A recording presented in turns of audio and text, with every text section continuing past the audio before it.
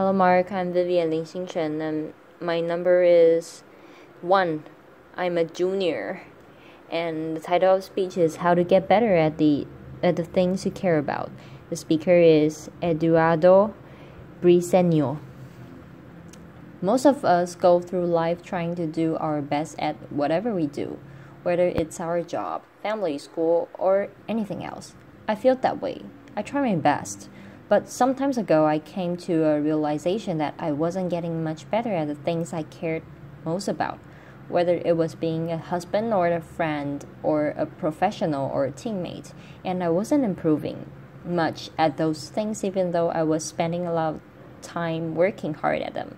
I've since realized from conversations I've had and from research that this stagnation, despite hard work, turns out to be pretty common. So I'd like to share with you some insights into what that is and what we can all do about it. What I've learned is that the most effective people and teams in any domain do something we can all emulate. They go through life deliberately, alternating between two zones, the learning zone and the performance zone. The learning zone is when our goal is to improve, then we do activities designed for improvement, concentrating on what we haven't mastered yet, which means we have to expect to make mistakes, knowing that we will learn from them. That is very different from what we do when we're in our performance zone, which is when our goal is to do something as best as we can to execute. Then we concentrate on what we have already mastered and we try to minimize mistakes. Both of these zones should be part of our lives, but being clear about when we want to be in each of them, with what goal, focus, and expectations, helps us better perform and better improve. The performance zone maximizes our immediate performance, while the learning zone maximizes our growth and our future performance. The reason many of us don't improve much despite our hard work is that we tend to spend almost all of our time in the performance zone. This hinders our growth and, ironically, over the long term, also our performance. So what does the learning zone look like? Take Demosthenes, a political leader and the greatest orator and lawyer in ancient Greece. To become great, he didn't spend all his time just being an orator or a lawyer, which would be his performance zone. But instead, he did activities designed for improvement. Of course, he studied a lot. He studied law and philosophy with guidance from mentor. But he also realized that being a lawyer involved persuading other people. So he also studied great speeches and acting. To get rid of an odd habit he had of involuntarily lifting his shoulder, he practiced his speeches in front of a mirror, and he suspended a sword from the ceiling so that if he raised his shoulder, it wouldn't hurt. It would hurt. Laughter. To speak more clearly despite the lips, he went through his speeches with stones in his mouth. He built an underground room where he could practice without interruptions and not disturb other people. And since court at the time were very noisy, he also practiced by the ocean, projecting his voice above the roll of the waves.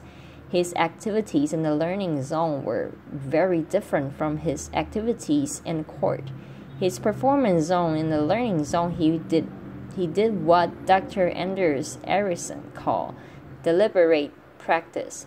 This involves breaking down abilities into component skills, being clear about what sub-skill we're working to improve, like keeping our shoulders down, giving full concentrations to a higher level of challenge outside our comfort zone, just beyond what we can currently do, using frequent feedback with repetition and adjustments, and ideally engaging the guidance of a skilled coach, because activities designed for improvement and are domain specific, and great teachers and coaches know what those activities are and can also give us expert feedback. It is this type of practice in the learning zone which leads to substantial improvement, not just time on task performing. For example, research shows that after the first couple of years working in a profession, performance usually plateaus.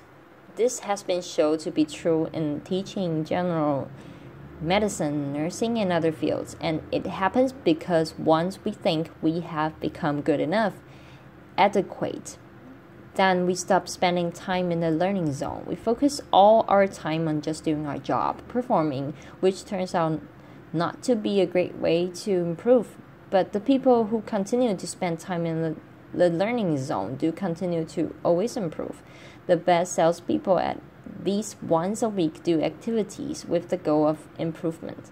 They read to extend their knowledge, consult with colleagues or domain experts, try out new strategies, solicit feedback, and reflect. The best chess players spend a lot of time not playing games of chess, which would be their performance zone, but trying to predict the moves grandmasters make the analyzing them. Each of us has probably spent many hours typing on a computer without getting faster. But if we spend 10 to 20 minutes each day fully concentrating on typing 10 to 20% faster than our current reliable speed, we would get faster, especially if we also identified what mistakes we're making and practice typing those words. That's deliberate practice. In what other parts of our lives perhaps that we care more about? Are we working hard but not improving much because we're always in the performance zone? Now, this is not to say that the performance zone has no value. It very much does. When I needed a knee surgery, I didn't tell the surgeon, poke around in there and focus on what you don't know. Laughter. We'll learn from your mistakes. I looked for a surgeon who I felt would do a good job, and I wanted her to do a good job. Being in the performance zone always allow us to get things done as best as we can. It can also be motivating, and it provides us with information to identify what to focus on next when we go back to the learning zone. So the way to high performance is to alternate between the learning zone and the performance zone, purposefully building our skills in the learning zone, then applying those skills in the performance zone. When Beyonce is on tour during the concert, she's in her performance zone, but every night when she gets back to the hotel room, she goes right back into her learning zone. She watches a video of the show that just ended. She identifies opportunities for improvement for herself, her dancers, and her camera staff. And the next morning, everyone receives pages of notes with what to adjust, which they then work on during the day before the next performance. It's a spiral to ever-increasing capabilities, but we need to know when to seek we learn. And when we seek to performance and while we want to spend time doing both, the more time we spend in a learning zone, the more we'll improve. So how can we spend more time in the learning zone? First, we must believe and understand that we can improve, what we call a growth mindset. Second, we must want to improve at that particular skill. There has to be a purpose we care about because it takes time and effort. Third, we must have an idea about how to improve, what we can do to improve. Now, how I used to practice the guitar as a teenager, performing songs over and over again, but doing deliberate practice.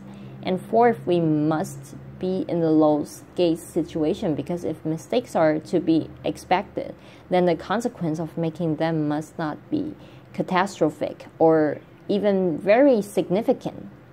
A tightrope walker doesn't practice new tricks without a net underneath, and an athlete wouldn't set out to first try a new move during a championship match. One reason that in our lives we spend so much time in the performance zone is that our environments often are unnecessarily high stakes. We create social risks for one another, even in school, which are supposed to be all about learning. And I'm not talking about standardized tests. I mean that every minute of every day, many students in elementary schools through colleges feel that if they make a mistake, others will think less of them. No wonder they're always stressed out and not taking the risk necessary for learning. But they learn that mistakes are undesirable inadvertently when teachers or parents are eager to hear just correct answers and reject mistakes rather than welcome and examine them to learn from them. Or when we look for narrow responses rather than encourage more exploratory, thinking that we can all learn from. When all homework or student work has a number or a letter on it, all counts toward the final grade. Rather than being used for practice, mistakes, feedback, and revision, we send a message that school is performance zone.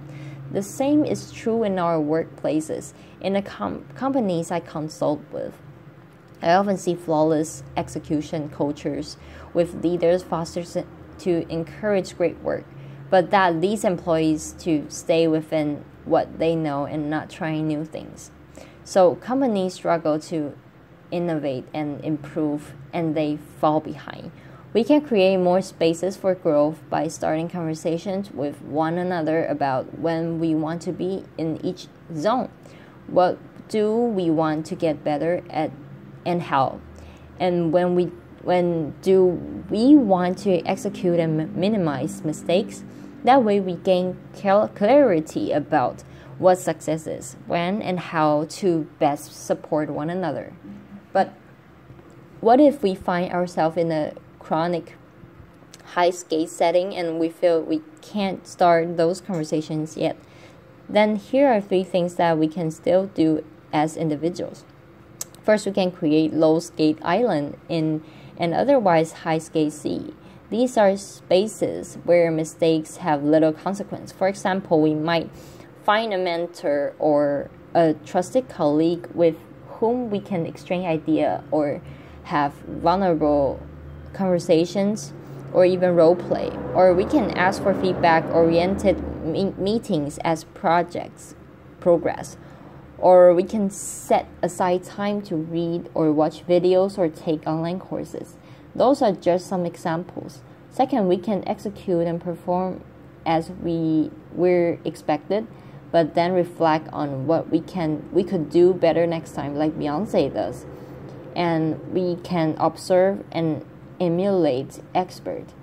The observation, reflection, and adjustment is a learning zone. And finally, we can lead and lower the skates for others by sharing what we want to get better at, by asking questions about what we don't know, by soliciting feedback, and by sharing our mistakes and what we've learned from them, so that others can feel safe to do the same. Real confidence is about modeling ongoing learning. What if instead of spending our lives doing, performing, we spend more time exploring, asking, listening, experimenting, reflecting, striving, and becoming? What if we each always had something we were working to improve? What if we created more low skates, island and waters? And what if we got clear within ourselves and with our teammates about when we seek to learn and when we seek to perform, so that our efforts can become more consequential, our improvement never ending, and our best even better. Thank you.